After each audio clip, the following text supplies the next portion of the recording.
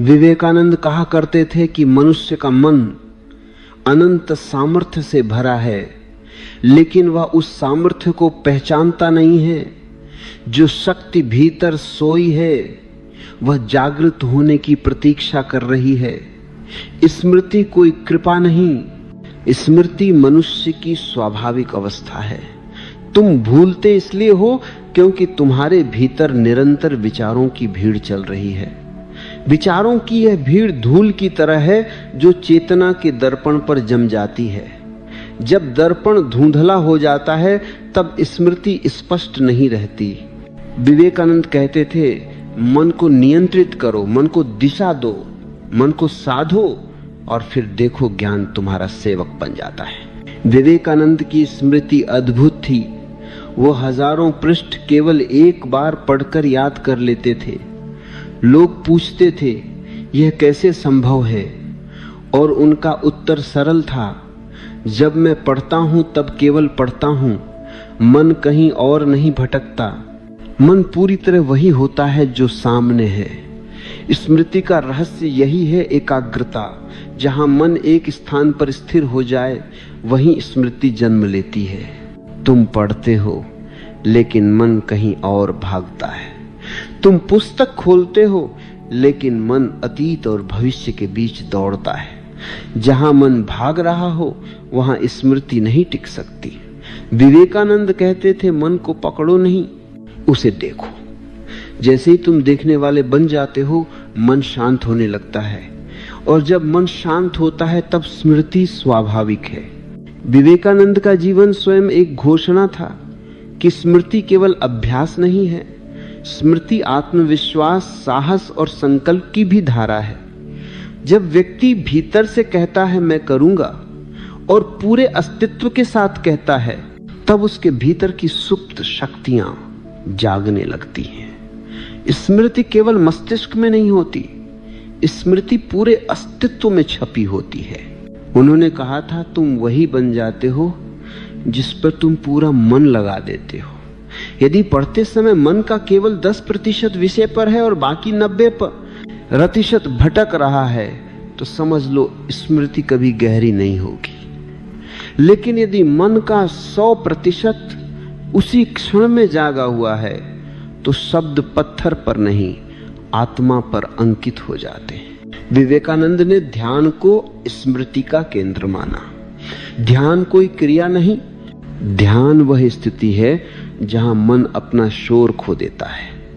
ध्यान वह बिंदु है जहां विचार गिर जाते हैं और केवल साक्षी बचता है। उस साक्षी की मौन अवस्था में जो भी सीखा जाए वह हमेशा के लिए जीवित रहता है। उन्होंने कहा, मन भी बंदर की तरह है, यदि उसे काम नहीं दिया जाएगा तो वह शरारत करेगा। इसलिए पढ़ते समय मन को लक्ष्य दो। हर पृष्ठ पढ़ने के बाद एक क्षण रुको, भीतर पूछो, क्या यह मेरे भीतर उतरा है? यदि उत्तर नहीं है तो दोबारा पढ़ो, लेकिन थकान से नहीं, श्रद्धा से। विवेकानंद की सबसे बड़ी शिक्षा थी, हर ज्ञान को अपने जीवन में उतारो। केवल शब्द न सीखो, अनुभव सीखो। जब ज्ञान जीवन बन जाता है तब स्मृति की आवश्यकता ही नहीं रहती, क्योंकि ज्ञान तुम्हारे अस्तित्व का हिस्सा बन जाता है। मनुष्य ने ज्ञान इकट्ठा किया है, लेकिन उसने यह नहीं सीखा कि याद कैसे रखा जाए। वह किताबें पढ़ता है, पाठ याद करता है, जानकारी रटता है, लेकिन वह कुछ दिनों बाद गायब हो जाता है। जैसे बारिश की बूंद पत्ते पर टिकती है थोड़ी देर और फिर गिर जाती है। मन की स्मृति भी वैसी ही है। तुम पढ़ते हो लेकिन तुम्हारी चेतना पढ़ नहीं रही होती, सिर्फ तुम्हारी आंखें पढ़ रही होती। और आंखें पढ़ सकती हैं लेकिन स्मृति नहीं बना सकती।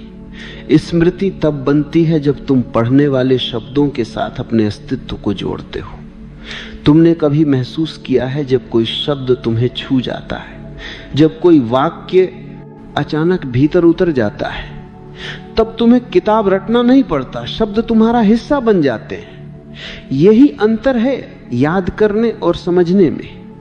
याद करना तनाव है, समझना ध्यान है। और ध्यान वही कर सकता है जिसका मन शांत हो, मन और स्मृति साथ नहीं रहते। या तो तुम्हारे भीतर शोर होगा या तुम्हारे भीतर समझ होगी। शोर की भीड़ में याददाश्त नहीं टिकती, जैसे हजारों भेड़ों के बीच एक भेड़ खो जाती है। तुम पूछते हो कि दिमाग की क्षमता कैसे बढ़े। मैं कहता हूं, क्षमता का अर्थ ये नहीं कि तुम और तेज याद कर सको, नहीं। क्षमता का अर्थ है कि तुम भीतर शांत हो सको, क्योंकि याद वही टिकती है जो बिना डर, बिना जल्दबाजी और बिना तनाव के अंदर उतरती है। जब तुम किसी पुस्तक को पढ़ते हो और परीक्षा का डर तुम्हारे साथ बैठा हो, तब शब्द शरीर के बाहर ही घूमते रहते हैं, कोई भीतर नहीं उतरता। भय और स्मृति शत्रु हैं। जिस क्षण तुम डरते हो उसी क्षण स्मृति दरवाजा बंद कर देती है। ध्यान देकर पढ़ने का मतलब यह नहीं कि तुम जबरदस्ती मन को बोले कि ध्यान दे। ध्यान तो खिलना है। ध्यान वह नस है जहां तुम पूरी तरह उपस्थित हो। जब तुम पुस्तक खोलो तो पहले अपने भीतर थोड़ी शांति आने दो। 5 मिनट सिर्फ बैठो, कुछ मत करो। सांस भीतर जाए और बाहर आए और तुम बस गवाह बनो। धीरे धीरे तुम्हारा मन स्थिर होने लगेगा और जब मन शांत होता है तब स्मृति पानी पर लिखे शब्द नहीं, पत्थर पर खुदे अक्षर बन जाती है। जो याद करना चाहते हो उसे महसूस करना सीखो। अगर तुम विज्ञान पढ़ रहे हो तो उसे सिर्फ टेक्स्ट की तरह मत देखो। प्रश्न करो, खेलो, अनुभव करो। यदि तुम इतिहास पढ़ रहे हो तो तारीखें मत रटो, उस युग में जियो। वह हवा महसूस करो, उन लोगों की भाषा सुनो, उनके संघर्षों को अपनी धड़कनों में उतरने दो। फिर तुम्हें याद रखने की जरूरत नहीं पड़ेगी, क्योंकि याद एक प्राकृतिक सुगंध बन जाएगी। मनुष्य जब दिलचस्पी से पढ़ता है तो उसका दिमाग तेज होता है, और जब मजबूरी से पढ़ता है तो उसका दिमाग थक जाता है। मजबूर दिमाग कभी याद नहीं करता, वह सिर्फ भागता है। और तुम ध्यान दो तो तुम देखोगे किताब सामने होती है, लेकिन मन कहीं और यात्रा कर रहा होता है। इसलिए पहला कदम है पढ़ते समय पूरी तरह उपस्थित होना। दूसरा कदम है बीच बीच में मौन। लगातार शब्द, लगातार जानकारी दिमाग को भारी कर देती है। थोड़ी देर पढ़ो, फिर आंखें बंद करो। जो पढ़ा है उसे भीतर गिरने दो। जैसे किसान बीज डालकर तुरंत पानी नहीं देता, बल्कि थोड़ी देर मिट्टी को उसे पकड़ने देता है, उसी तरह बीच बीच में विराम स्मृति को मजबूत बनाते हैं। तीसरा कदम है तुलना और पुनरावृत्ति, लेकिन मृत पुनरावृत्ति नहीं, बल्कि जीवंत पुनरावृत्ति। मृत पुनरावृत्ति वह है जहां तुम बिना समझे दोहराते हो। जीवंत पुनरावृत्ति वह है जहां तुम समझ की पुष्टि करते हो। स्मृति को बढ़ाने का सबसे बड़ा तरीका है स्मृति पर विश्वास छोड़ देना। यह विरोधाभास है मगर सत्य है। जितना तुम याद रखने की कोशिश करते हो उतना मन तनाव में आ जाता है, और जब मन तनाव में हो तो कुछ भी याद नहीं रहता। लेकिन जब तुम सहज होते हो, हल्के होते हो, तब स्मृति नदी की तरह बहती है। इसलिए अगली बार जब तुम पढ़ो तो याद रखना, तुम जानकारी याद करने नहीं बैठे हो, तुम अपने चेतन मन को विस्तार देने बैठे हो। और जब चेतना विस्तार लेती है तो स्मृति अपने आप बढ़ जाती है। याद रखना, पढ़ाई का अर्थ जानकारी संग्रह नहीं, बल्कि खुद को बदलना है। और परिवर्तन हमेशा ध्यान में होता है, जल्दबाजी में नहीं। यही कला है समझ की, ध्यान की, स्मृति की। जब मैं कहता हूं कि सीखना एक कला है, तो तुम्हें याद रखना चाहिए कि हर कला धीमे कदमों से खिलती है। तुमने कभी फूल को जल्दबाजी में बढ़ते देखा है क्या? नहीं। फूल समय लेता है, धूप लेता है, बारिश लेता है, हवाओं का स्पर्श लेता है, फिर धीरे धीरे उसकी पंखुड़ियां खुलती हैं। तुम भी फूल हो, तुम्हारा दिमाग भी एक बीज है। अगर तुम उसे समझ के पानी दो, ध्यान की धूप दो और उपस्थित होने की मिट्टी दो, तो स्मृति खिलने लगेगी। लेकिन अगर तुम उस पर दबाव डालोगे, डर डालोगे, समय सीमा डालोगे, तो यह बीज मर जाएगा। याद रखना, दिमाग को मजबूर नहीं किया जा सकता, उसे आमंत्रित किया जा सकता है। तुम पूछते हो पढ़ा हुआ याद कैसे रहे? पहले समझो कि चीजें तुम्हें इसलिए भूलती हैं क्योंकि तुम उन्हें सिर्फ शब्द के रूप में लेते हो, अनुभव के रूप में नहीं।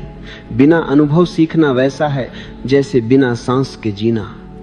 शब्द सिर्फ द्वार है, अनुभव मंदिर है। जो भी सीखो उसे अनुभव करो, उसके साथ खेलो, उससे बात करो जैसे कोई जीवित मित्र हो। अगर गणित सीख रहे हो तो सिर्फ सूत्र मत याद करो, उस सूत्र की धड़कन समझो। वह कैसे पैदा हुआ, क्यों पैदा हुआ, उसकी जरूरत क्या थी, उसके पीछे क्या तर्क है। जब किसी ज्ञान की जड़ समझ में आ जाती है तो याद रखने की जरूरत नहीं रहती, वो अपना घर ढूंढ लेता है। बच्चों को तुमने देखा होगा, वे सीखते नहीं, वे अब्जॉर्व करते हैं। वे किताब नहीं पढ़ते लेकिन सीख जाते हैं। वे भाषा रटते नहीं लेकिन बोल लेते हैं, क्योंकि उनके भीतर अभी तक वह नकली प्रयास पैदा नहीं हुआ है जिसके साथ बड़े लोग जीते हैं। बड़ा आदमी लाइव नहीं करता, परफॉर्म करता है। वह जीने की जगह एक्ट करता है। वह पढ़ने की जगह याद करने की कोशिश करता है। यही गलती है। याद रखने के लिए पहले भूलना सीखो। जो अनावश्यक है उसे छोड़ना होगा। मन में जितना कचरा है, जितना बोझ है, उतना नया ज्ञान जगह नहीं पाता। दिमाग एक कमरे की तरह है।